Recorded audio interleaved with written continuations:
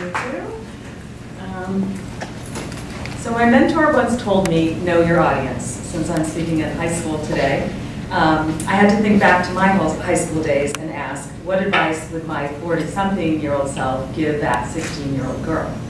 What advice, based on my life experience, am I now uniquely suited to give her? To answer that question, I wanted to share my path with you. I grew up far, far away from the entertainment industry, so when I graduated from UCLA, I had absolutely no connections to it. No fortunate inroads, no one that could slip my resume to the right person at Human Resources, and no famous uncle that could pull strings for me. I knew that I loved watching television, but I knew nothing about the business. I knew that as a kid, I loved my TV Guide Fall Preview magazine. And I'm fully aware that no one under 18 in this room even knows what that is. But it was my yearly Bible for all the new TV shows on broadcast television that would premiere in the fall. I would put Post-its on it, on the pages of the shows that I wanted to watch because, and I'm also aware how this will date me, I had to know what night and what time it would air because I had to watch it in real time. I'm sure I just blew a lot of minds in this room.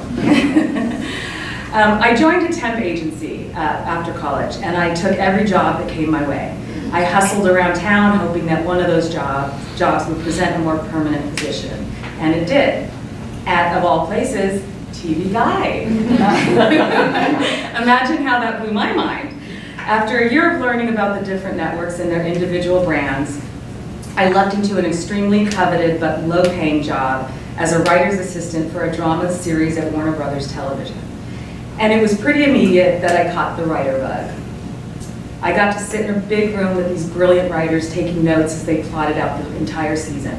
In that moment, I just knew I found my calling.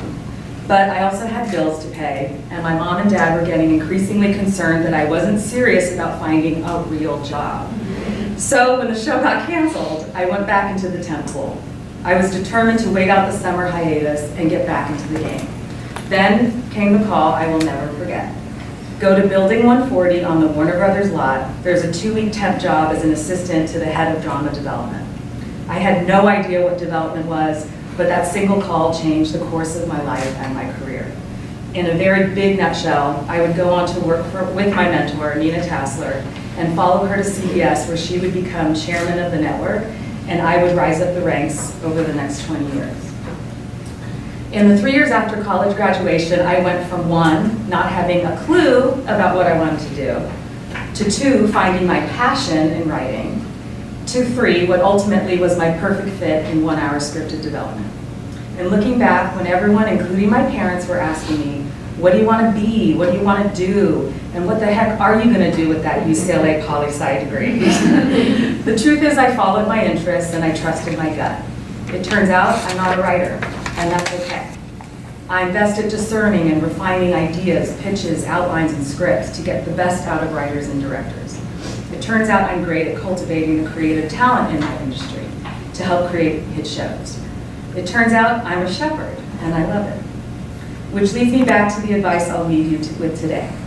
I entitled this 5-up, high risk, high reward, take a chance on you, because trusting your gut and following your dreams should not be easy. It should be scary and uncomfortable and even challenging at times. It should be confusing because just when you thought you found your passion, as I did with writing, something else catches your eye. You don't have to choose one path because life will present many paths to you. Listen to your head, but trust your gut. It's okay to subvert expectations when you find your passion. Don't be afraid to take big risks because you will appreciate the reward even more. Take a chance on you because you deserve it. Thank you.